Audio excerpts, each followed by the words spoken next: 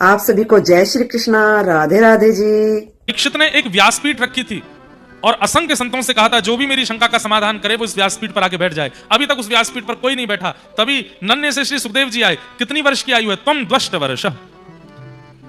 यहां पर लिखा 2 बार 8 यानी कि 16 वर्ष।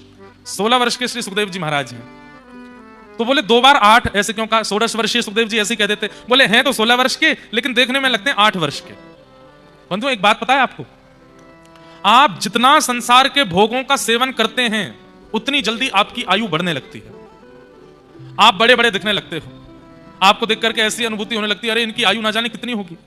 और जो व्यक्ति जितना संसारी विषयों का कम सेवन करता है उसकी आयु उतनी ही भली होती ज्यादा पर लगती कम ही है। अब चाहे तो वो योग से अपने आप को संभाल ले, चाहे तो दुनिया भर के क्या बोलते हैं श्रृंगार आदि से अपने आप को संभाल ले, पर मूल बात यह है जितना भोग वृत्ति से बचेगा उतनी कम आयु लगती है उसकी, उतना सामान्य लगता है वो। सुखदेव जी महाराज का आगमन हुआ। परीक्षित जी महाराज ने चरणों में प्रणाम किया। चरणों में प्रणाम करते हुए निवेदन किया, हे भगवान मेरे जीवन के केवल 7 दिन बचे हैं। अतः प्रच्छामि संसिद्धिं योगिनां परमं गुरुं पुरुषस्येह यत् कार्यं म्रियमाणस्य सर्वथा। मेरे जीवन के केवल 7 दिन बचे हैं। कृपा करके मेरे मुक्ति का उपाय बताइए, मैं कैसे मुक्त होऊंगा? तेरी शरण में आके मैं धन्य हो गया। तेरी शरण में आके मैं धन्य हो गया। तेरी शरण में आके मैं धन्य हो गया। तेरी शरण में आके मैं धन्य हो गया। जन्मों की प्यास थी जो, जन्मों की प्यास थी जो, जन्मों की प्यास थी जो, जन्मों की प्यास थी जो संपन्न हो गया। तेरी शरण में आके मैं धन्य हो गया। तेरी शरण में आके मैं धन्य हो गया। ओ कितने मिले अमीर यहाँ, कितने गरीब हो। कितने मिले अमीर यहाँ, कितने गरीब। हाँ कितने मिले अमीर यहाँ, कितने गरीब हो। कितने मिले अमीर यहाँ, कितने गरीब। हाँ कितने मिले अमीर यहाँ, कितने गरीब हो। कितने मिले अमीर यहाँ, कितने गरीब। पर आप मिल गए तो, पर आप मिल गए तो, पर आप मिल गए तो, पर आप धनवान हो गया। आप मिल गए तो धनवान हो गया। ओ पर आप मिल गए तो धनवान हो गया। आप मिल गए तो धनवान हो गया। ओ जन्मों की प्यास थी जो, जन्मों की प्यास थी जो, जन्मों की प्यास थी जो, जन्मों की प्यास थी जो संपन्न हो गया। तेरी शरण में आके मैं धन्य हो गया। तेरी शरण में आके मैं धन्य हो गया। करताल बजा के गाओ। श्री राधा रमण लाल की।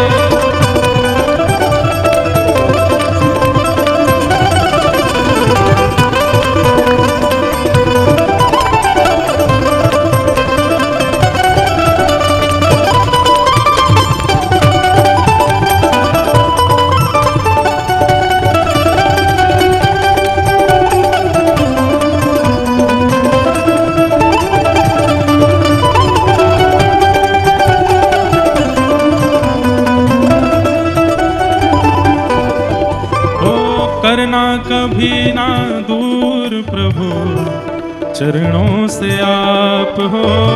करना कभी ना दूर चरणों से आप। हाँ, करना कभी ना दूर प्रभु चरणों से आप हो।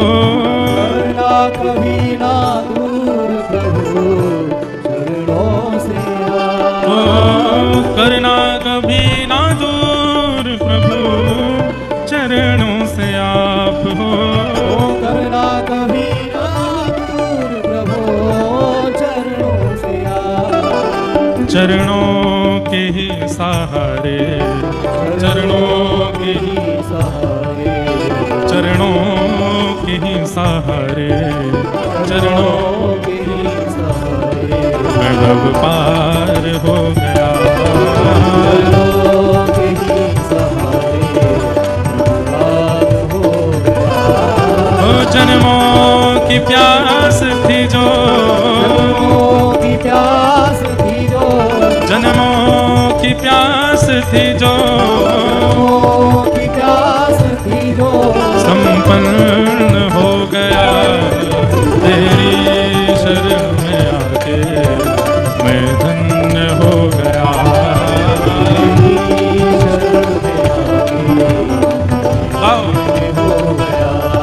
ओ राधा रानी की जय, महारानी की जय। ओ राधा रानी की जय, महारानी की जय। हम श्री जी की जय जयकार यामारे कर रहे हैं क्योंकि ये सुखदेव जी जो हैं ये किशोरी जी नहीं भेजे हैं धराधाम पे। कैसे भेजे हैं थोड़ी कथा हम सुनाएंगे बाद में, पहले गा लो। राधा रानी की जय, महारानी की जय। हे बोलो बरसाने वाली की जय जय जय। हे विश्व भानु दुलारी की जय जय जय। ओ राधा रानी की जय, महारानी की जय। ओ राधा रानी की जय, महारानी की जय। ओ बोलो बरसाने वाली की जय जय जय। हे बोलो भानु दुलारी की जय जय जय। ओ राधा रानी की जय, महारानी की जय।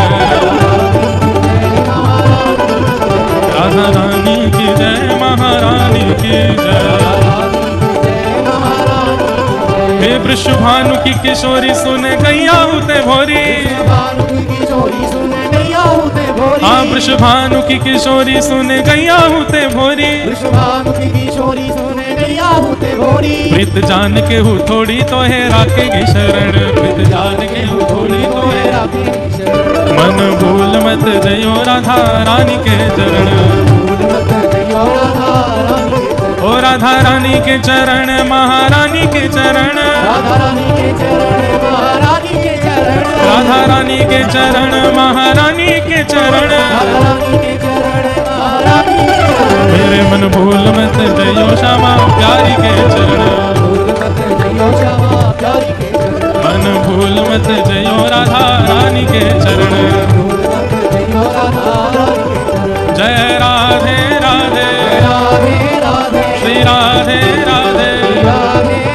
जय राधे राधे, श्री राधे राधे। जय राधे राधे, श्री राधे राधे। जय राधे राधे, जय राधे राधे। ओ जय राधे राधे, श्री राधे राधे। जय राधे राधे, श्री राधे राधे।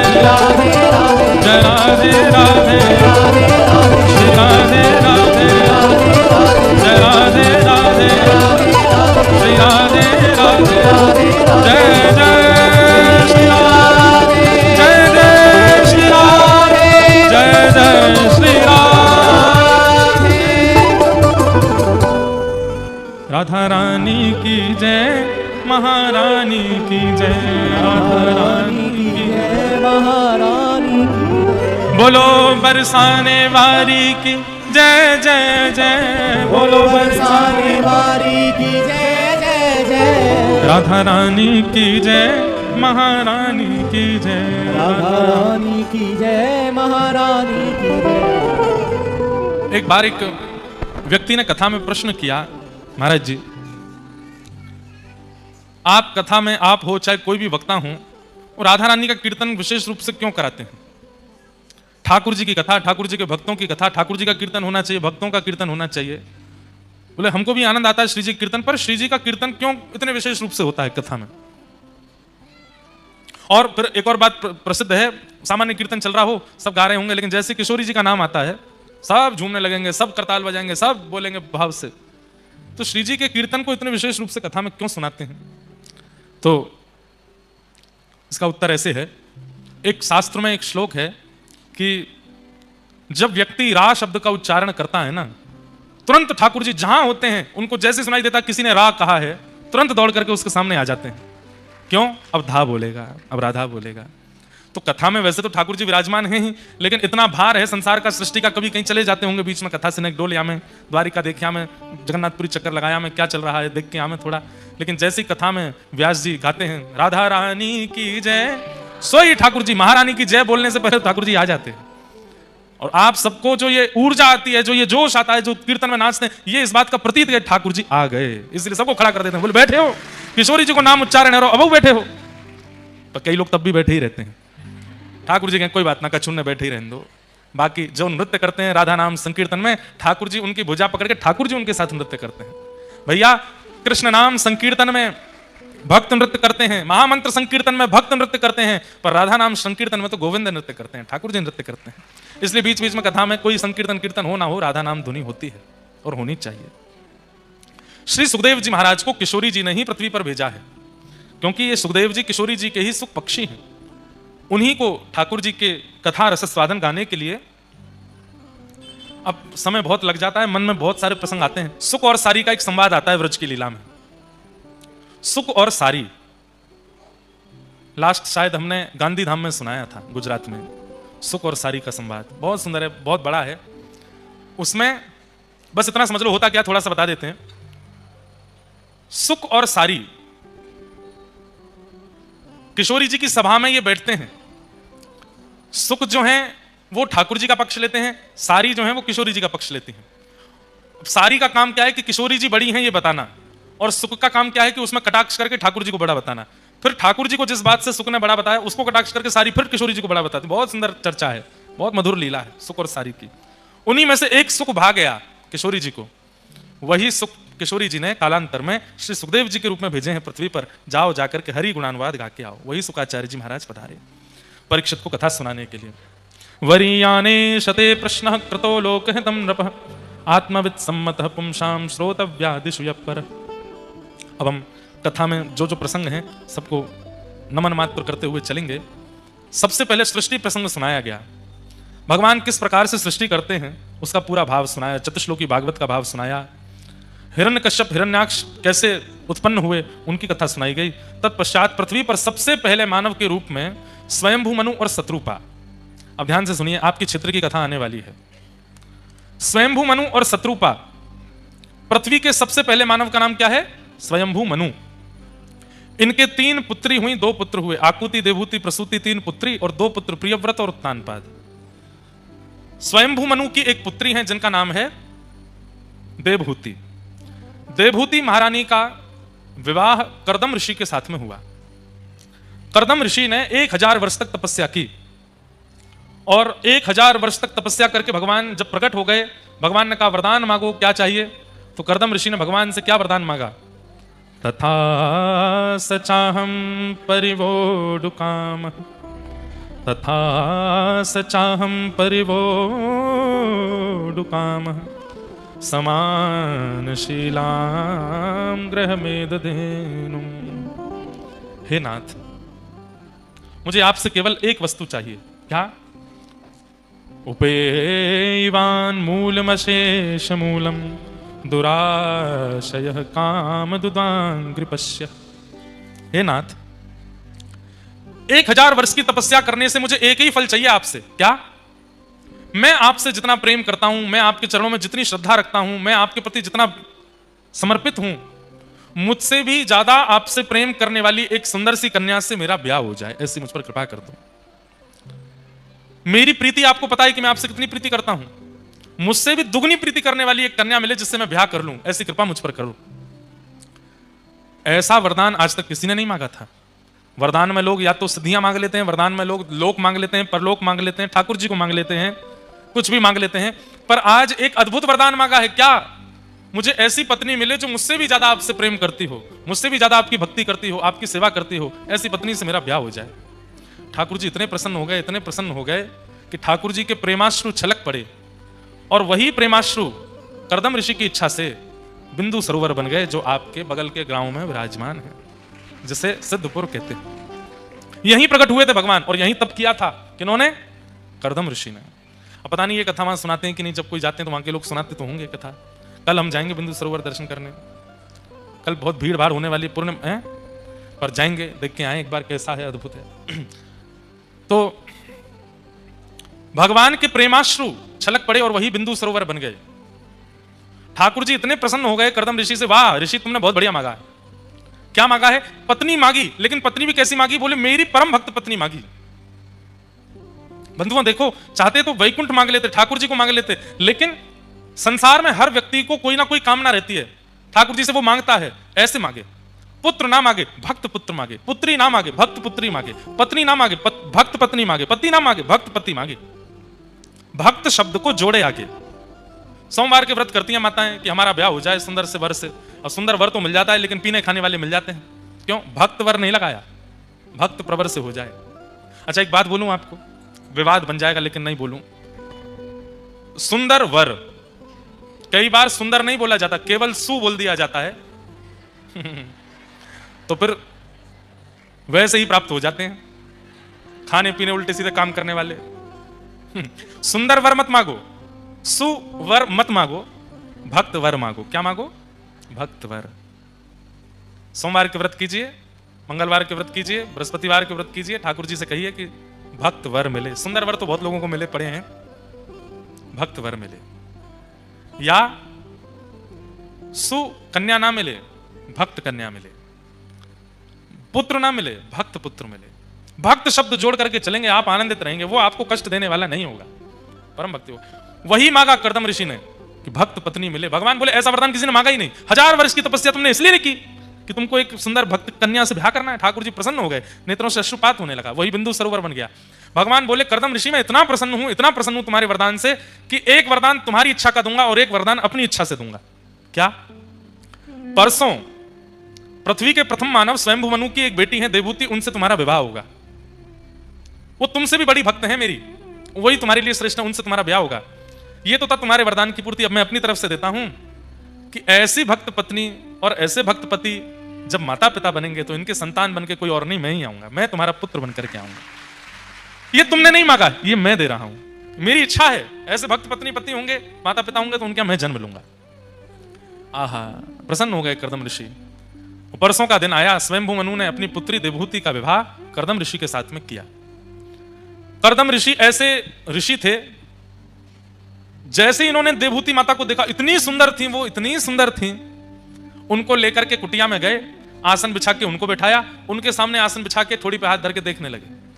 बैठी रहो चुपचाप, देखने दो, बहुत सुंदर हो तुम। और देखते देखते देखते देखते 60 वर्ष की समाधि लग गई। ब्याह के पहले दिन ही समाधि में चले गए, 60 वर्ष की समाधि में गए। किसी ने प्रश्न किया, बोले किस समाधि में गए, ऐसा क्या देख लिया कि समाधि में चले गए? बोले कर्दम ऋषि विचार करने लगे, भगवान की बनाई करोड़ों लोगों की दुनिया में एक व्यक्ति इतना सुंदर है, तो सोचो वो परमात्मा कितना सुंदर होगा, बनाने वाले परमात्मा कितने सुंदर होंगे। और बोले इतना ही नहीं, फिर वो ठाकुर जी के बारे में क्या सोचने लगे, वो परमात्मा इतने सुंदर होंगे तो वो परमात्मा जिन किशोरी जी की रूप माधुरी को देख करके वंशी बजाना भूल जाते हैं, वो किशोरी जी कितनी सुंदर होंगे, वो लाडली जी कितनी सुंदर होंगे।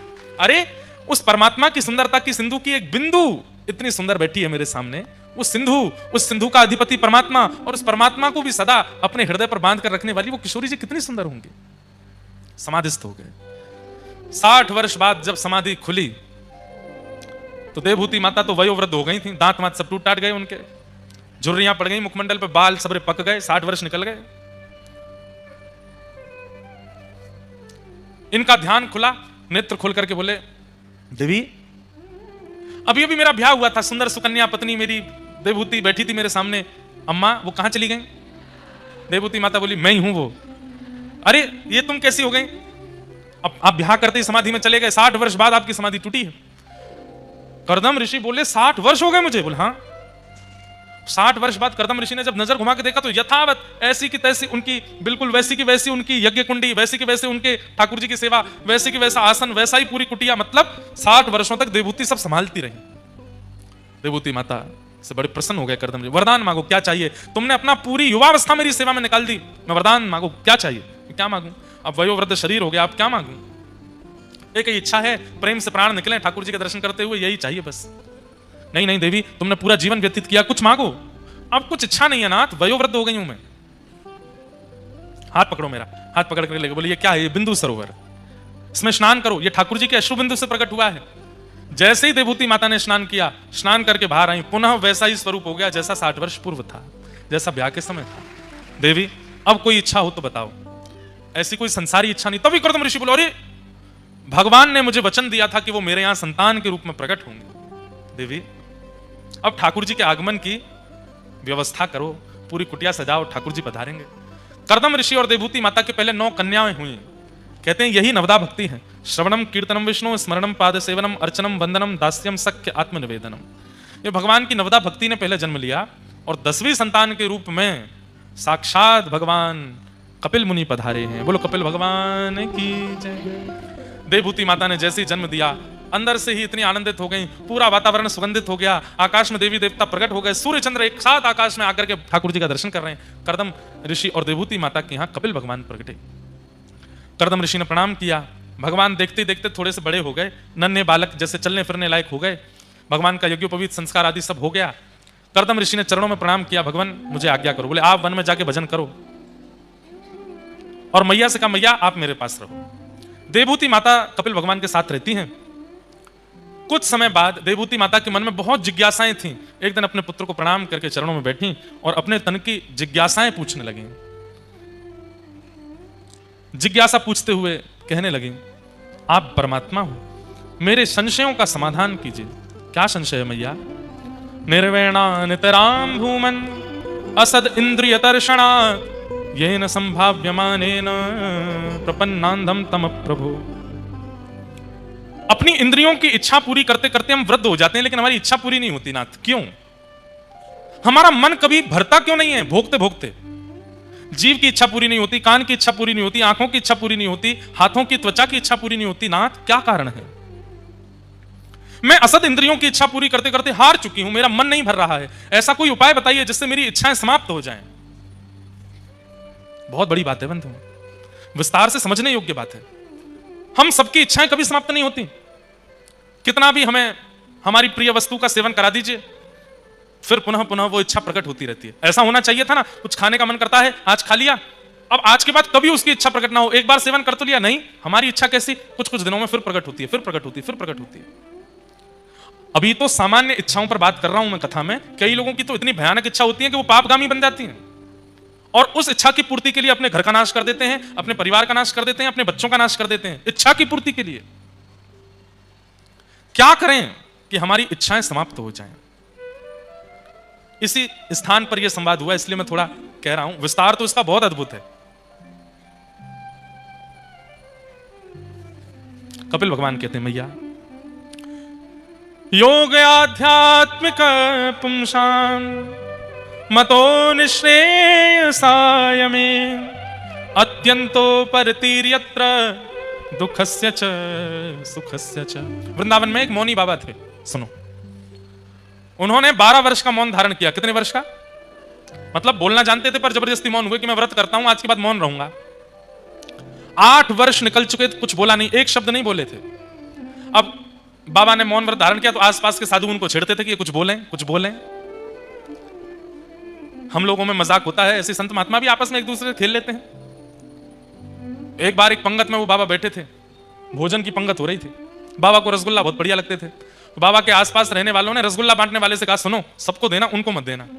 मौनी बाबा को। और मौनी बाबा को रसगुल्ला ही पसंद था। पूड़ी आ रही है, कचौड़ी आ रही है, सब्जी आ रही है, खीर आ रही है, वो और किसी पर ध्यान नहीं देते थे, वो यही ढूंढते थे रसगुल्ला आ रहे हैं।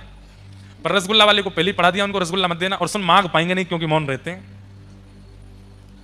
रसगुल्ला प्रसाद ऐसे परोसते हैं हमारे वृंदावन में। रसगुल्ला प्रसाद, पूड़ी प्रसाद, साग प्रसाद। जैसे ही बाबा के सामने गए तो बाबा बोले अच्छा बाबा नहीं चाहिए, ठीक है, आगे निकल गए। बाबा देखते रह गए मुंह। अब जो छेड़ रहे थे महात्मा वो दूर से हंसे। अब आएगा आनंद, आज रसगुल्ला ही नहीं मिलेंगे बाबा। अब रसगुल्ला वाला पूरी पंगत में डोले आया, फिर से बांटने दो तीन बार घूमते हैं ना, फिर दोबारा आया रसगुल्ला प्रसाद, सबके धर दो, सबके धर दे।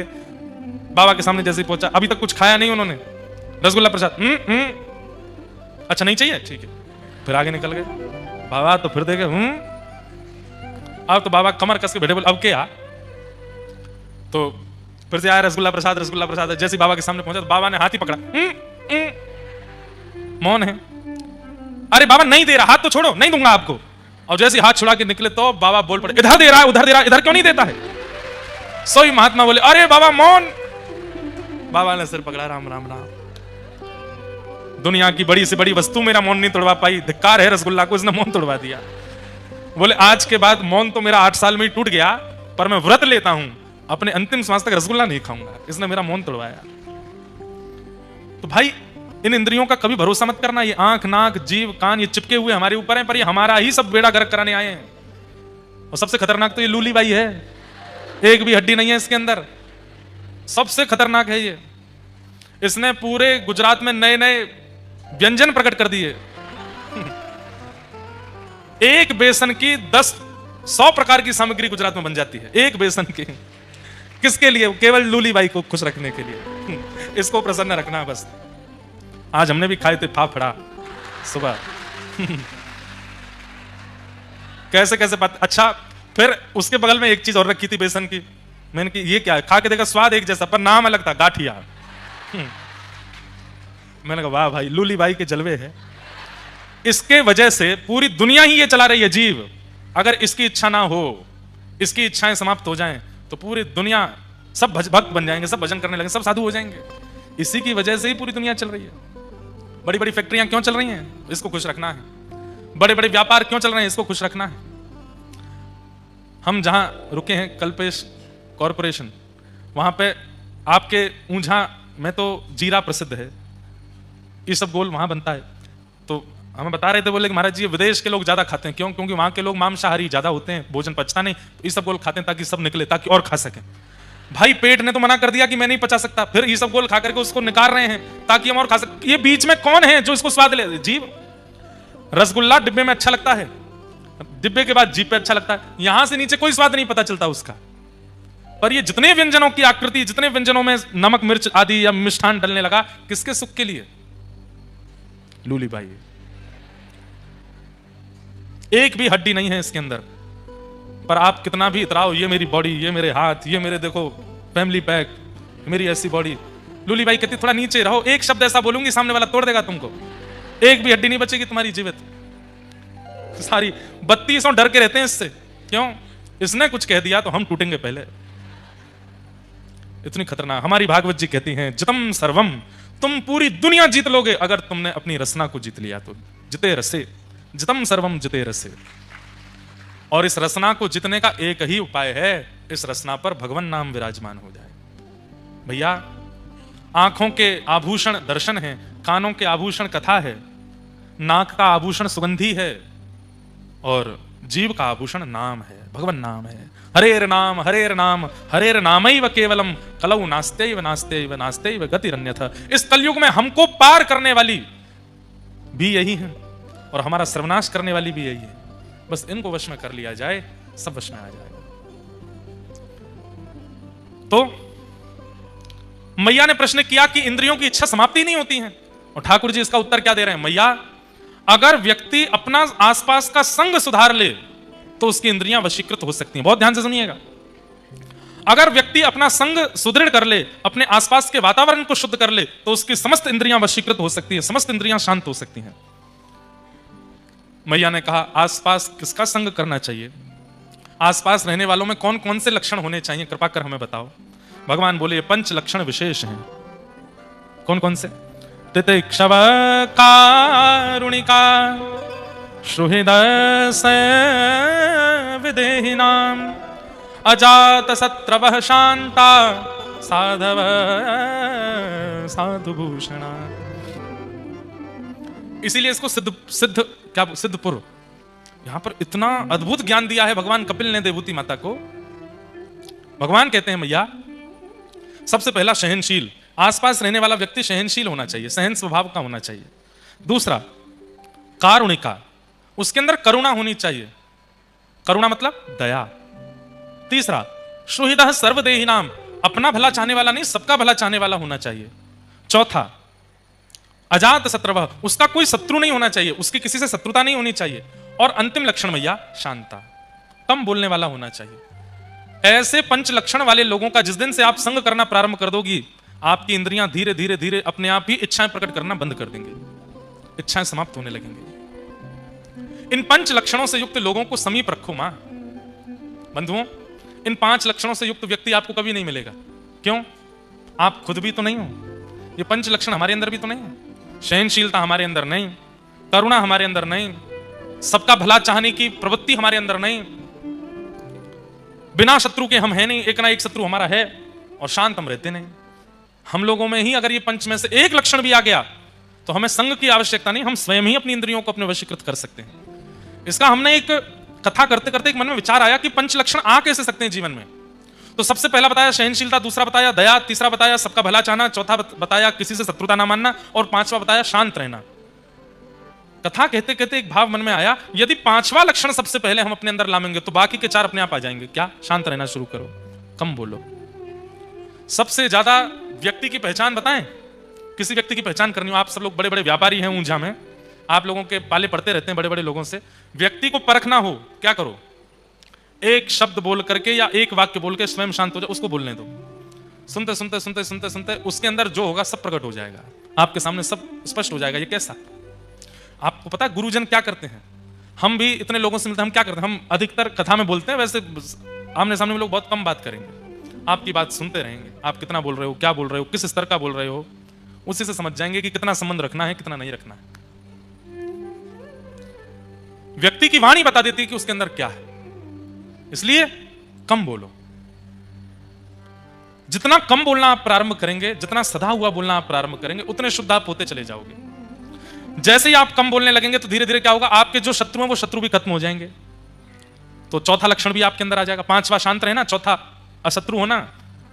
फिर धीरे धीरे आपके अंदर तीसरा लक्षण भी आ जाएगा, क्या? सबका भला चाहना, यह लक्षण भी आपके अंदर आ जाएगा। फिर धीरे धीरे दूसरा लक्षण भी आ जाएगा, क्या? सब पर दया करना। और फिर धीरे धीरे पहला लक्षण भी आ जाएगा, सहनशील बनना, शांत रहना, मौन रहना। मौन भी एक व्रत है। व्रत 2 ही होते हैं, आपको पता है? हम मानवों के लिए 2 ही व्रत बताए गए विशेष रूप से। पहला तो अन्न का व्रत और दूसरा मौन व्रत। ये 2 व्रत बताए गए। क्यों? हमारे अंदर जितने विकार आते हैं और हमारे अंदर जितने कुविचार आते हैं वो इन दोनों से ही आते हैं, अन्न से और बोलने से। इन दोनों को ही आप अल्प कर दोगे, आपका जीवन बढ़िया हो जाएगा, शरीर बढ़िया हो जाएगा भोजन अल्प करने से, और मन बुद्धि विचार सुंदर हो जाएंगे कम बोलने से। कम बोलो, सदा हुआ बोलो। एक भैया एक हैं हमारे वृंदावन में महाराज, वो भी मौन रहते हैं, चातुर्मास मौन करते हैं। जो चातुर्मास आता है बीच में, उसमें मौन रहते हैं, केवल दूध पीते हैं और अन्न की सामग्री नहीं खाते। महात्मा हैं अच्छे, मौन रहते हैं। एक बार मैं उनके दर्शन करने के लिए गया तो उनके यहाँ एक सेवक ने कुछ गलती कर दी। तो उसको बोले उसको बुलाया और फिर उनके पास में एक कागज पेन रखे रहते हैं, उस पर कुछ लिख करके उसको दिया। उसने पढ़ा वगैरह, मैंने कि क्या लिखा है। उसने जब दिखाया तो उसमें गाली लिखी थी। और फिर कहते अब भाई ऐसे मौन का क्या फायदा? मौन का मतलब है कि मुंह से नहीं बोलना, मन से सब बोलते जा रहे हो। मौन का मतलब है ये अंदर जो लोगों के चलता रहता है। कई लोग बहुत इंट्रोवर्ट होते हैं, बोलते कम है। कई यहाँ पे बैठे जब मौन की बात है, कई लोगों ने सोच लिया ये तो हमारी बात हो रही है, हम बहुत कम बोलते हैं। पर कई लोग कैसे हैं, वो इंट्रोवर्ट होते हैं, बाहर नहीं बोलते पर अंदर बहुत चल रहा होता है उनके। चुपचाप बैठे रहेंगे, ऐसे देखते रहेंगे और मन मन में सोच रहे हैं अच्छा हमें सब पता है तू कैसा है, ज्यादा बात मत बनावे तू ऐसा। ये मन का बोलना भी मौन होना चाहिए, तभी विचार शुद्ध होंगे। जीव चुप हो गई लेकिन मन चुप नहीं हुआ, बुद्धि चुप नहीं हुई, तो एक दिन जिस दिन जीव खुलेगी, इतनी खुलेगी जो जो था मन में सब निकलेगा। मन का शांत होना आवश्यक है। और जिस दिन वो मौन प्रारंभ हो गया, उस दिन वह मौन की यात्रा आपको सहनशीलता तक ले जाएगी। जो सहनशील आज मानव बिल्कुल नहीं बन पाया, वो निश्चित बन जाएगा। इस प्रकार कपिल भगवान ने इसी भूमि पर देवहूति माता को ज्ञान उपदेश किए। अंत में उनका ज्ञान उपदेश श्रवण करने के बाद देवहूति माता परम ज्ञान प्राप्त करके सिद्धिदा नाम की नदी बन करके बहने लगी। और एक दिन वही नदी अन्य नदियों में मिलकर के समुद्र में जाकर के विलीन। आज भी सिद्धिदा नदी है यहाँ पर विराजमान, एक है ना नदी, सिद्धपुर के आगे एक नदी है, संभवतः वो देवहूति माता ही है। ज्ञान अर्जन करने के बाद वो नदी बन करके बहने लगी और कपिल भगवान गंगा सागर में जाकर के विराजमान हो गए और वहां जाकर के तप करने लगे। बोलो कपिल भगवान की। आगे बंधुओं, अब सब प्रसंगों को हम प्रणाम मात्र करते हैं। श्री ध्रुव जी महाराज का चरित्र भगवान ने आकर के ध्रुव जी पर कृपा की। तत्पश्चात ध्रुव जी के वंश के चरित्र सुनाए गए और इसी वंश में राजा भरत हुए। भरत जी वही अपने तृतीय जन्म में जर भरत बने। भूगोल खगोल का वर्णन किया गया और सब प्रसंग यहां पर सुनाए गए। ऋषभदेव भगवान के 100 पुत्र, उन्हीं में से प्रथम भरत थे। उनके ज्ञानोपदेश की चर्चा सुनाई गई। नरकों का वर्णन किया गया, अजामिलोपाख्यान सुनाया। अजामिलोपाख्यान के उपरांत भगवान के परम भक्त श्री वृत्रासुर भक्त वृत्त की कथा सुनाई गई। अहम हरे तव पादैकमूल दासानुदासो भवतास्मि भूयः मनस्मरेता सुपतेर्गुणांस्ते गृणीत वाक्कर्म करोतु काय। भक्त वृत्त की 4 श्लोकों में स्तुति, उसको श्रवण कराया गया। प्रहलाद जी का चरित्र बताया, जिन प्रहलाद जी के लिए भगवान नृसिंह बनकर के प्रकट हो गए और प्रहलाद जी पर अति अनुग्रह किया। तत्पश्चात देवासुर संग्राम और देवासुर संग्राम के उपरांत बलि वामन अवतार की कथा और गजेंद्र मोक्ष की कथा श्रवण कराते हुए गंगा जी के अवतरण की कथा, सूर्यवंश के राजाओं का प्रसंग और सूर्यवंश राजवंश सूर्यवंश में ही प्रकट हुए प्रभु श्री राम। गुरुवर थे त्यक्त राज्यो व्यचर धनुवनम पद्मपद्भ्याम प्रियाया पाणिस्पर्शा क्षमाभ्याम मृजत पथरुजो यो हरिन्द्रानुजाभ्याम वैरूप्या शूर्पणख्या प्रिय विरहरुष रोपित ब्रूबिजम्भ त्रस्ताब्धिर्बद्ध सेतु कलदवदहन कौशलेन्द्रो वतान। राजा रामचंद्र भगवान की। प्रभु श्री राम का पावन चरित्र 2 अध्यायों में यहां पर सुनाया गया। गुरुवर्थे त्यक्त राज्यो, अपने पिता की आज्ञा मानकर के जो राज्य छोड़कर के वन में गए, पत्नी और छोटे भाई के साथ वन में जाकर के जिन्होंने अद्भुत अद्भुत लीलाएं की, रावण का वध करके जब वापस लौटे तब वही कौशलेंद्र कौशल नरेश बनकर के राज सिंहासन पर विराजमान हुए। ऐसे प्रभु श्री राम को हम बारंबार वंदन करते हैं, प्रणाम करते हैं। हमने आज बड़े सूक्ष्म में सब कथाओं को समेटा। क्यों? कल सुबह ठाकुर जी का 56 भोग कल ही है, अन्नकूट सुबह है और 56 भोग रात में है। कल हमारे लाल जी की तो बढ़िया लॉटरी लग रही है, सुबह 56 भोग अन्नकूट पाएंगे, रात्रि में कथा में यहाँ पर कल ठाकुर जी का 56 भोग होएगा। कल सुबह सब लोगों से मिलने का भी समय है, आप सब भी आ जाइएगा। सुबह अन्नकूट ठाकुर जी आरोगेंगे और 11 बजे से वहाँ सब लोगों से मिलेंगे, लाल जी के दर्शन होंगे, अन्नकूट मनोरथ होगा और उसके बाद फिर वहाँ थोड़ी देर हम लोग उत्सव करेंगे ठाकुर जी का। फिर सब लोगों से प्रश्नोत्तरी के माध्यम से थोड़ा मिल लेंगे, बीच में 10, 15, 20 प्रश्न कुछ कर लेंगे, किसी कोई जिज्ञासा होगी वो प्रश्न कर ले, हम उत्तर दे देंगे। इस प्रकार से कल सबको लाल जी का मिलन और साक्षात्कार का क्रम है सुबह 11 बजे कल्पेश कॉर्पोरेशन में। अब ये कहाँ है, अपने आप ढूंढ लेना आप, हमें तो ज़्यादा पता नहीं है। यहाँ से थोड़ी दूरी पर है, 10-15 मिनट का रास्ता है, आप लोग वहाँ आ जाना, लाल जी का बढ़िया मनोरथ का अनुभव करना, दर्शन करना बढ़िया प्रेम से, फिर वहीं प्रश्नोत्तरी करके थोड़े 1-2 पद गा करके मिलन समारोह को विश्राम देंगे और हम फिर बिंदु सरोवर दर्शन करने के लिए जाएंगे। प्रभु श्री राम का मंगलमय दर्शन हुआ। बंधुओं, एक बार गोस्वामी तुलसीदास जी महाराज जगन्नाथ महाप्रभु का दर्शन करने के लिए गए। यहाँ 2 दिन से जगन्नाथ जी विराजमान हैं और हमारी इन पर बार बार नजर पड़ती है। कहते हैं मेरो चरित्र ना सुना रहो, ने कहूँ सबन की बात बता रहो, ने मेरे बारे में कुछ कहते। अब इनका चरित्र इतना सुंदर है, हम जगन्नाथपुरी जाते हैं तो इन्हीं के बारे में बात करते रहते हैं। इतने सुंदर सुंदर भाव, जगन्नाथ जी की मधुर लीलाएं हैं। श्री जगन्नाथ महाप्रभु हाथ नहीं है, मुख नहीं है, पैर नहीं है, केवल ये इतना हिस्सा है, नीचे चरण नहीं है, केवल उदर है और कटी भाग है। मुखमंडल है पर गाल नहीं है, माथा नहीं है, केवल नेत्र ही नेत्र है। ये विचित्र स्वरूप प्रकट हुआ आपके द्वारिका में। जगन्नाथ जी का मूल स्वरूप प्रकट कहां हुआ? द्वारिका में। जब भगवान की असंख्य पत्नियां रोहिणी मैया से कृष्ण लीला सुन रही थीं और उसी कृष्ण लीला को सुनते सुनते भाव विभोर हो गई, तभी ठाकुर जी और श्री बलराम जी आकर के सुभद्रा जी के बगल में बैठ गए और व्रज की याद करते करते करते करते प्रेम की ऐसी अवस्था आई कि ठाकुर जी का सर्वांगीण अंग पिघल गया, प्रकट हो गए जगन्नाथ। नारद जी महाराज ने आकर के कहा, नाथ जल्दी से इस रूप को अंतर ध्यान करो, हम देख नहीं पा रहे।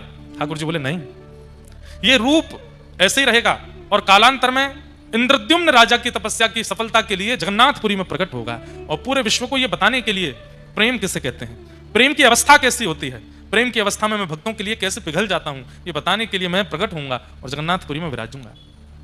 जगन्नाथ भगवान जब विराजमान हो गए तो दूर दूर तक उनका यश हुआ, लोग दर्शन करने के लिए गए। उसी बीच में गोस्वामी तुलसीदास जी महाराज भी दर्शन को पहुंचे। गोस्वामी जी महाराज पहुंचे, बड़े प्रसन्न थे कि भैया हमारे महाप्रभु जगन्नाथ जी विराज रहे हैं, इनका मैं दर्शन तो करूं। जैसे ही दर्शन के लिए पहुंचे, दर्शन करके गोस्वामी तुलसीदास जी महाराज ने जैसे देखा हाथ नहीं है, पैर नहीं है, मुखमंडल पिघला हुआ, सर्वांगण देख करके उनके हृदय को इतनी पीड़ा हुई, रोए, चरणों में गिर करके रोए, बोले, नाथ मैंने तो सुना था कि आपका ऐसा अद्भुत स्वरूप, पर इस स्वरूप को देख करके तो मैं अत्यंत व्याकुल हो रहा हूं। क्षमा करें भगवान, अब मैं अधिक देर तक आपके इस रूप का दर्शन नहीं कर पाऊंगा। और प्रणाम करके श्री गोस्वामी जी महाराज वहां से निकल करके चले गए। बोले, अब हमारा अंतिम प्रणाम है जगन्नाथपुरी, अब मैं कभी नहीं आऊंगा। क्यों? क्योंकि यहां आकर के मैं ऐसे स्वरूप को नहीं देख पाऊंगा। रात्रि में सोए तो इतने में स्वप्न में ठाकुर जी प्रकट हो गए। राघवेंद्र सरकार प्रकट होकर के बोले, हमारे स्वरूप का दर्शन करके तुम रोए क्यों, और तुमने ऐसा प्रण क्यों लिया कि तुम दोबारा जगन्नाथपुरी नहीं आओगे? गोस्वामी तुलसीदास जी बोले, भगवान कहां मैं आपके रूप का वर्णन कैसा करता हूं? नव कंज लोचन कंज मुख कर कंज पद कंजारुणो। कहां आपके रूप का ऐसा वर्णन? कंज किसे कहते हैं? कमल को। नव कंज लोचन, नेत्र कैसे हैं? कमल जैसे। कंज मुख, मुख कैसा है? कमल जैसा। कर कंज, हाथ कैसे हैं? कमल जैसे। आप सर्वांगीण कमल की उपमा देने वाले हम आपको, और यहां आप कैसे बैठे हो? आपके हाथ नहीं है, आपके पैर नहीं है, आपका मुखमंडल पिघला हुआ, आपके कानों के दर्शन नहीं होते। ये स्वरूप मैंने तो कभी चिंतन नहीं किया था। भगवान खड़े हो गए, अच्छा तुमने कभी चिंतन नहीं किया ऐसे स्वरूप का? बोले नहीं। अच्छा तो बिनु पद चलहि सुनहि बिनु काना, ये किसने लिखी है बात? हे गोस्वामी जी, कर बिन कर्म करऊं विधि नाना, ये शब्द किसने लिखे हैं? मेरी रचना तो नहीं है। आनन रहित सकल रस भोगी, बिनु बानी बता बड़ जोगी, ये सब किसने लिखा है? आप लिखते हैं कि मैं बिना पैरों के चलता हूं, बिना आंखों के देखता हूं, बिना हाथों के सारे काम करता हूं, बिना जीव के बोलता हूं, सब कुछ तो आपने लिखा है। फिर ऐसे रूप को देख करके, आपकी ही रचना के रूप को देख करके घबरा क्यों रहे हो? गोस्वामी जी के तो रोम रोम रोने लगा। नहीं नहीं नहीं भगवान, गलती हो गई मुझसे। अरे ये रचना तो मैंने ही करी है। बोले कि तुम्हारी रचना से ही जगन्नाथ प्रकट हुए हैं, तुमने ही कहा था ऐसे होंगे स्वरूप में, वही स्वरूप से आ गए हम। अब यहां बिना हाथों के सब लीला करते हैं, बिना पैरों के चलते हैं, बिना मुख के बोलते हैं। और आपको पता है जगन्नाथपुरी में एक विशेष बात, कभी जो जगन्नाथपुरी कितने लोग दर्शन करने गए? हाथ उठाओ। अरे भैया, ना जाने वाले लोगों की संख्या ज्यादा है। आओ, और हो सके तो 2026 आवे उससे पहले हुआ, पहले ही दौड़ करके जाओ, जगन्नाथ महाप्रभु का दर्शन करके आओ। आपके सुना है पाटन में भी एक जगन्नाथ भगवान का स्थान है, वहां पर भी जगन्नाथ रथ यात्रा होती है। मुझे आए थे वहां से निमंत्रण दे के आप आओ दर्शन करने, इसलिए मुझे पता है। जगन्नाथ महाप्रभु के एक बार वहां श्री क्षेत्र में जाके दर्शन करके आओ बंधुओं। आप नहीं जानते, कलयुग के देवता तो वही हैं। कलयुग के जीवों पर कृपा करने के लिए तो महाप्रभु जगन्नाथ ही बैठे हैं। अगर कलयुग का कोई प्राणी बिना उनका दर्शन किए प्राण त्याग देगा तो उसका पुनर्जन्म निश्चित है। कम से कम एक बार महाप्रभु जी के दर्शन हो जाएंगे तो कम से कम पुनर्जन्म की जो स्थिति है थोड़ी घट जाएगी। बार बार जिसको दर्शन हुए उसकी तो कहने ही क्या जय जय है। जाइए, दर्शन करिए और महाप्रसाद पाइए वहां का। हम कलयुगों के देवता हैं, कलयुगी जीवों के देवता हैं महाप्रभु जगन्नाथ। ऐसे महाप्रभु जी के दर्शन किए हैं। जगन्नाथ चक्कानैन, जगन्नाथ चक्कानैन, मेरे पीछे गाओ। जगन्नाथ चक्कानैन, नीलाचल वारे तू न संभाले तो हमें कौन संभाले। ओ तू न संभाले तो हमें कौन संभाले, ए तू न संभाले तो हमें कौन संभाले। ओ तू न संभाले तो हमें कौन संभाले। हे जगन्नाथ चक्कानैन, जगन्नाथ चक्कानैन, नीलाचल वारे तू न संभाले तो हमें कौन संभाले। ओ तू न संभाले तो हमें कौन संभाले। हे है सिर्फ तेरे हवाले, ओ मेरी ये नैया है सिर्फ तेरे हवाले, ओ तू न संभाले तो हमें कौन संभाले, ओ तू न संभाले तो हमें कौन संभाले। हे जगन्नाथ चकानेन, जगन्नाथ चकानेन, हे जगन्नाथ चकानेन, जगन्नाथ चकानेन, नीलाचल वाले तू न संभाले तो हमें कौन संभाले, ओ तू न संभाले तो हमें। श्री जगन्नाथ महाप्रभु की।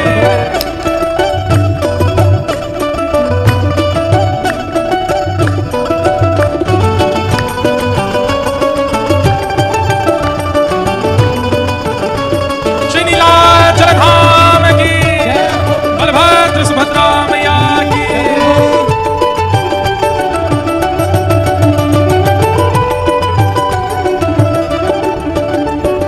तुम्हें छोड़ जाऊं अब मैं किसके दुआरे, तुम्हें छोड़ जाऊं अब मैं किसके दुआरे, हाँ तुम्हें छोड़ जाऊं अब मैं किसके दुआरे, मैं छोड़ जाऊं अब मैं किसके दुआरे।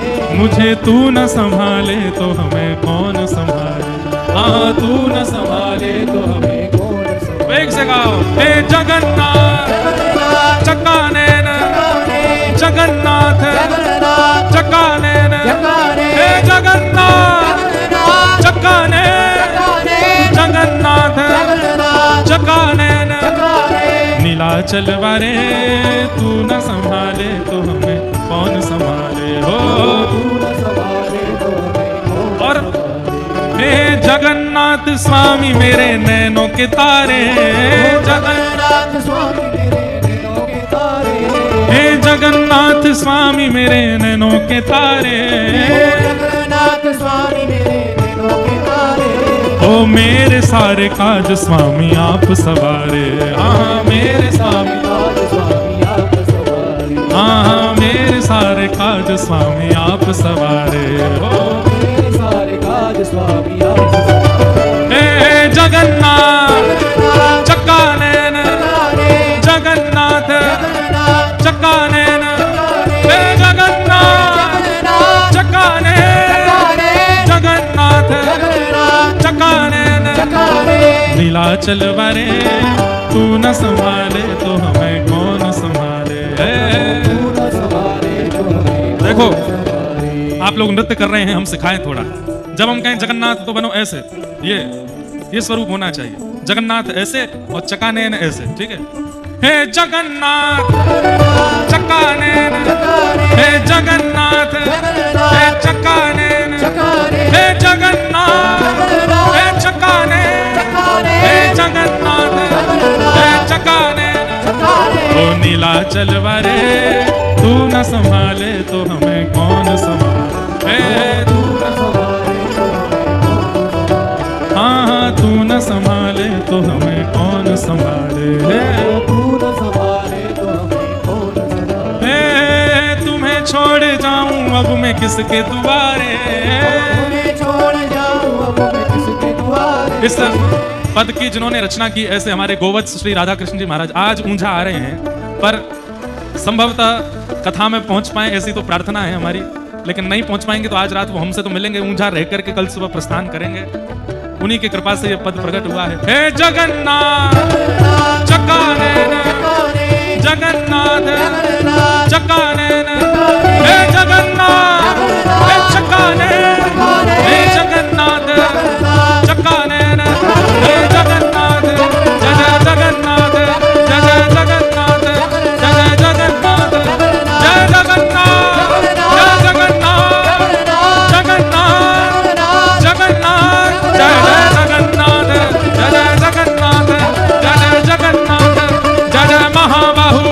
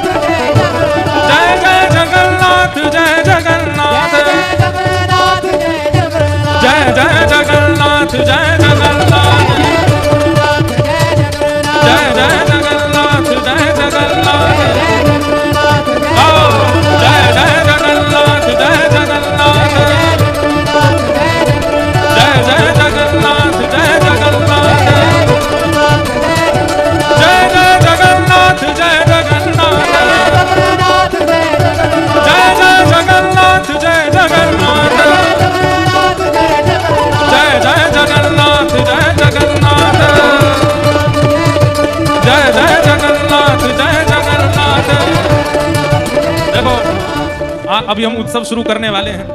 उत्सव ऐसा होना चाहिए कि जितना भोजन करके आए दोबारा भूख लगी आवे, जितना फाफड़ा जलेबी पाके आए हो सब पच जाए आज। भुजा उठाओ भाव से, महाप्रभु जी का ध्यान करो। हे जय जय जगन्नाथ, जय जगन्नाथ, जय जय जगन्नाथ, जय जगन्नाथ, जय जय जगन्नाथ, जय जगन्नाथ, मेरे प्राणनाथ श्री जगन्नाथ, जय जय जगन्नाथ, जय जगन्नाथ, जय जय जगन्नाथ, जय जगन्नाथ, जय जय जय जगन्नाथ, जय जगन्नाथ, जय जय जगन्नाथ, जय जगन्नाथ, जगन्नाथ महाप्रभु की जय जय श्री राम, जय जय श्री राम, जय जय।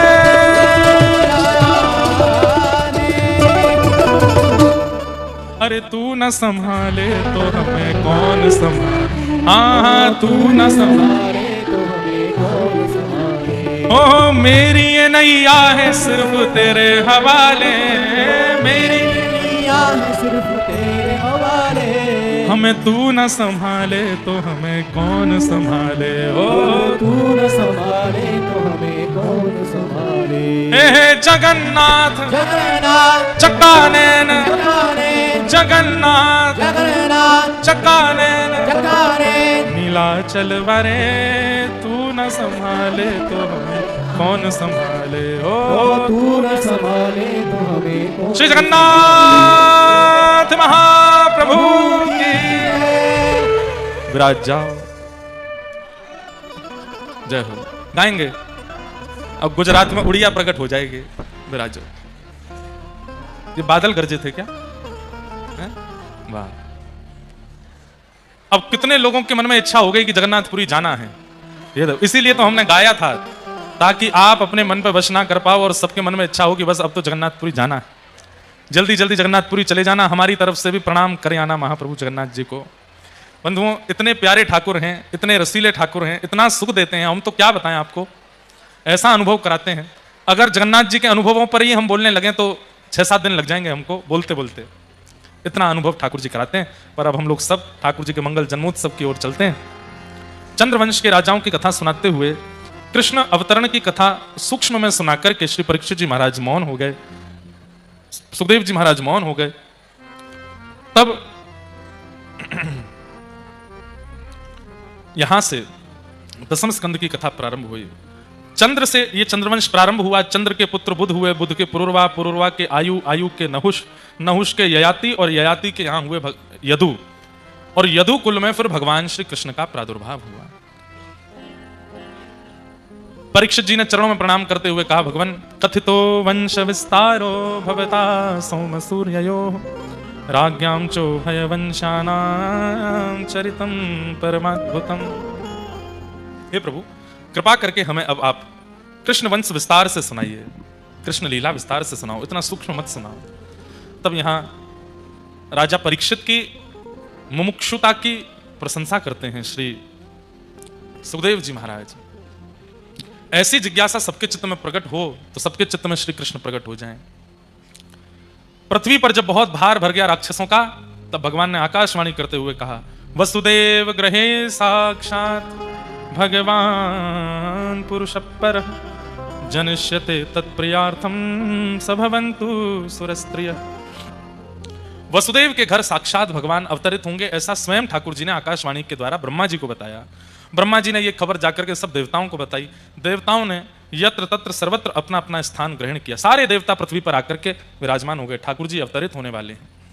यहां सूरसेन मंडल के राजा सूरसेन ने अपने पुत्र वसुदेव जी का विवाह कंस की चचेरी बहन देवकी के साथ में किया। कंस अपनी सुंदर छवि बनाना चाहता था सबके चित्त में, सब नगरवासियों को दिखाना चाहता था कि उसके चित्त में कैसी दया, कैसी करुणा, कैसा प्रेम है, और उसे दिखावा करते हुए अपनी बहन को विदा करने के लिए जा रहा है, स्वयं रथ का सारथी बनके। मथुरावासी देवकी मैया की विदाई पर इतना नहीं रोए हैं जितना कंस की उदारता पर रो रहे हैं। देखो कैसा भाई अपनी बहन को स्वयं विदा करने जा रहा है, राजा होते हुए स्वयं रथ हाँक रहा है। तो यही तो उसका काम था, वो यही तो चाह रहा था कि सबके चित्त में मेरे प्रति प्रेम प्रकट हो जाए। कंस रथ का सारथी बन करके जा रहा था, तभी देवताओं ने कहा कि इसके इस किए कराए पर हम पानी फेरेंगे कैसे? आकाशवाणी करके बता दिया कि जिस बहन को तुम विदा करने जा रहे हो, इसी का 8वां बालक तुम्हारा काल होगा, 8वीं संतान तुम्हारा काल होगी। ये खबर सुनते ही कंस को क्रोध आया, सब भूल गया, छवि आदि कैसी छवि बनानी, क्या छवि बनानी, सब भूल भाल गया। तुरंत तलवार लेकर के अपनी बहन को मारने लगा। तभी वसुदेव जी ने चरण पकड़े, बोले भगवान आप ऐसा मत करो, 8वां गर्भ काल है, बहन काल नहीं है, जितने बालक जन्म लेंगे हम सब तुमको दे देंगे, इन्हें मत मारो। मथुरा के लोगों के मन में छवि स्पष्ट हो गई, कंस जितना अच्छा बन रहा था है नहीं। बताओ, जरा सी खबर सुनी कि बहन का बेटा काल होगा, तुरंत तलवार निकाल के मारने लगा। कंस ने आज्ञा कर दी, आप जब तक 8 बालक नहीं होंगे तब तक कारावास में रहेंगे। 6 बालकों को कंस ने मार दिया। 7वें संतान के रूप में श्री बलराम जी आ रहे हैं, लेकिन तभी भगवान ने योग माया का आश्रय लिया। बंधुओं, देवी भगवान के कार्य संभालती हैं क्योंकि भगवान की बहन है। कई लोग राधा रानी को देवी मानते हैं, ये गलत कर रहे हैं। राधा रानी देवी नहीं है। अन्य देवियों में, दुर्गाओं में, और जो मां के स्वरूप हैं, पार्वती जी के स्वरूप हैं, सती मैया के स्वरूप हैं, आदि आदि जो स्वरूप हैं, उनमें कई लोग जो नहीं जानते, कथा वथा नहीं सुनते, वो लोग ऐसा सोचते हैं कि राधा भी एक मैया है, राधा मैया बोलते हैं, राधा मां बोल देते हैं वृंदावन में आके। नहीं, ना मैया है ना मां है, वो रानी है, राधा रानी है, श्री जी महारानी है। अरे स्वयं ठाकुर जी रानी बोलते हैं उनको, वृषभानु जी रानी बोलते हैं, सब रानी बोलते हैं उनको। उनको देवियों में मत गिनिए, राधा रानी देवी नहीं है। राधा रानी तो स्वयं, मैंने एक दिन बताया ना, ठाकुर जी की आह्लादनी शक्ति है, ठाकुर जी का ही चित्त है श्री किशोरी जी, वो देवी स्वरूप नहीं है। भगवान देवी का आश्रय लेते हैं, क्यों? क्योंकि देवी उनकी बहन है। भगवान ने देवियों को आज्ञा की, बोले कि देखो आप हमारा एक काम कर दो, कलयुग में आपकी बड़ी जय होगी। बोले क्या काम?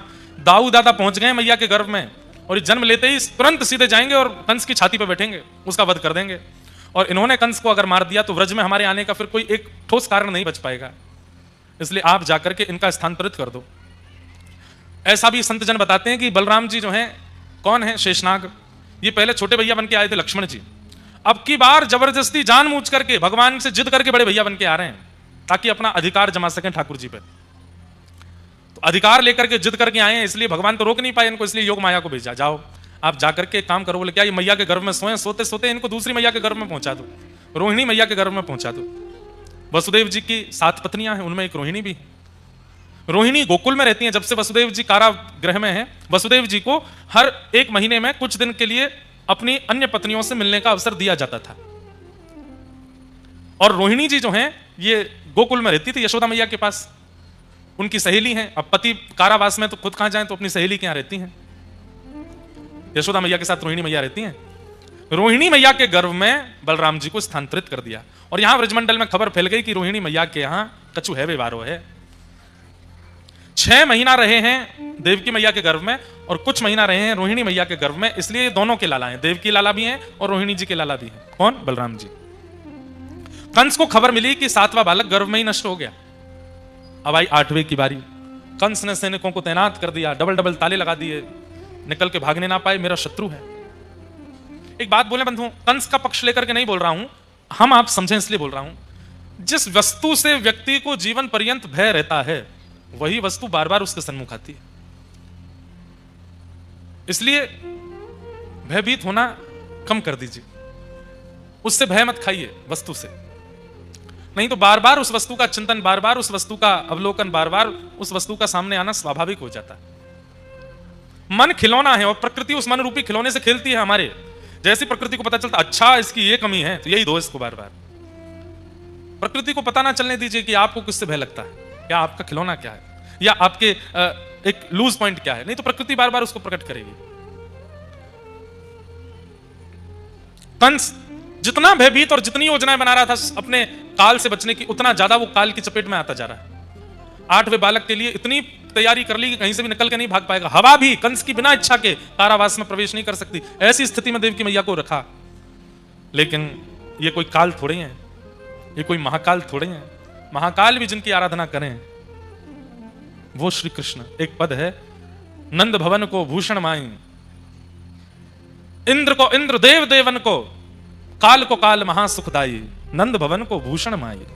नंद भवन के भूषण है ठाकुर जी, ये इंद्र के भी इंद्र हैं, देवों के भी देव हैं, कालों के भी काल हैं, ब्रह्मा के भी ब्रह्म हैं, सबके ऊपर हैं ये, इनसे ऊपर कोई नहीं।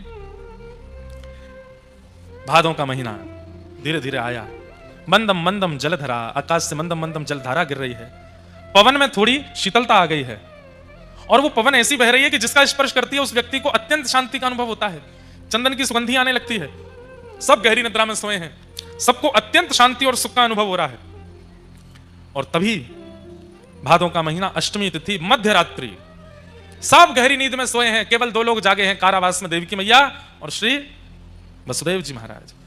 तभी देवकी मैया के गर्भ से एक दिव्य तेज प्रकट हुआ, और उस दिव्य तेज के मध्य में शंख चक्र गदा पद्म धारण करके साक्षात श्री ठाकुर जी प्रकट हो गए। बलवान कृष्ण लाल की।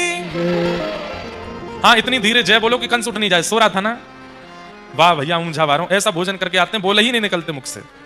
बोलो बाल कृष्ण लाल की। हाँ, आज उमिया माता भी उत्सव मना रही होंगी मंदिर में, लाला को जन्मोत्सव है, रोए है हमारे गांव में। आहा, शंख चक्र गदा पद्म धारण करके ठाकुर जी प्रकट हो गए।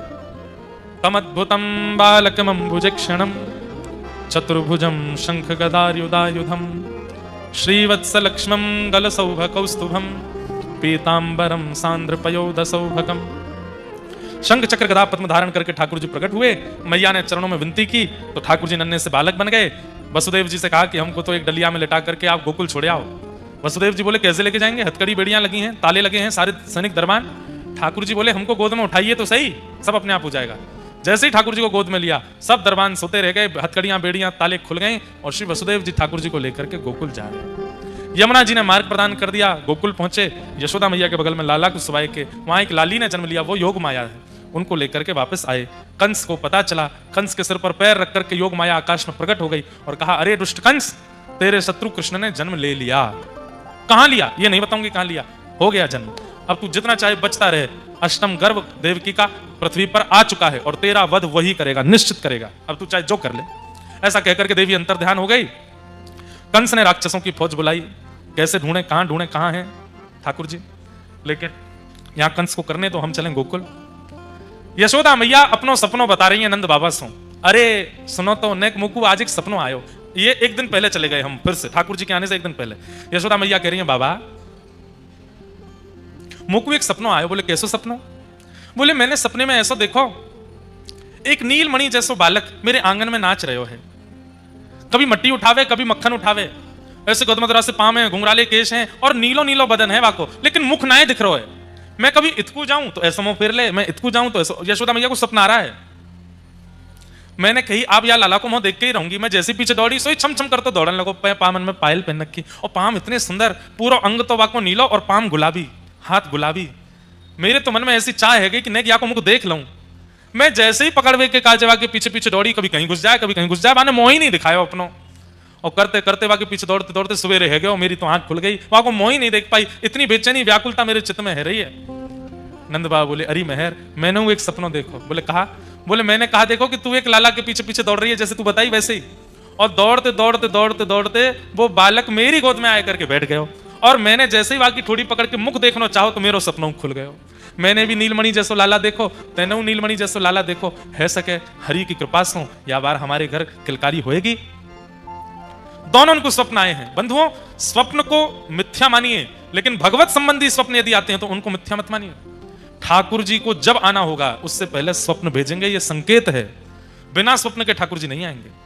ठाकुर जी 1 रात पहले, 2 रात पहले, 10 रात पहले स्वप्न जरूर दिखाएंगे, चाहे कुछ भी दिखाएंगे जरूर। उसके बाद बस प्रतीक्षा करना, अब ठाकुर जी आने वाले हैं, स्वप्न होता है। नंद रानी यशोदा को स्वप्न भयो, सो गई रात में। अब रात में कब में वसुदेव जी मैया के गर्भ से लाली को जन्म भयो, वसुदेव जी कब में अदला बदली करके कोई को पता नहीं चली। सुबह नंद बाबा की 2 बहन है, नंदा सुनंदा, यही सबसे पहले उठी, बाकी सब सोए हैं। नंद बाबा सुबह उठते ही चले गए गौशाला। नंदा सुनंदा उठी, देखी अभी तक भाभी ना उठी, धूप निकल आई। कक्ष में जाकर के देखो सब दास दासियां सोई हैं और सुंदर पलंग सेज पर यशोदा मैया सोई हैं, और यशोदा मैया के ठीक बगल में नेक सौ बालक कुल बुलाए रहे हो, हाथ पांव चला रहे हो, और मुख से नेक नेक आवाज निकल रही है। दौड़ करके गई नंदा सुनंदा ने, जाकर के जैसी देखी चदरिया ओढ़ करके लाला सोयो है, 21 बार हरिशरणम को जाप कियो कि हे हरि भगवान, एक लाला है जाए हमारे घर, फिर भले 6 लाली है जाए, बस एक लाला चाहिए। कायकू? अरे लाला होएगा तो अपना अधिकार जमाएंगी, लाला होएगा तो अपने पाम दबाएंगी, लाला होएगा तो बाकी कान मरोड़ेंगी, बाकू डांटेंगी, बाकू खूब आनंद कराएंगी, हम भुआ हैं। अब लाली सो तो एक संकोच होवे, लाली को डांट ना सकें, लाली को मार ना सकें।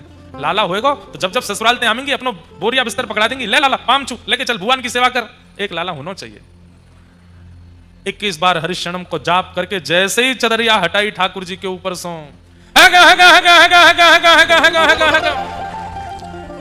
पूछो कहा भयो, एक स्वर में पूछो,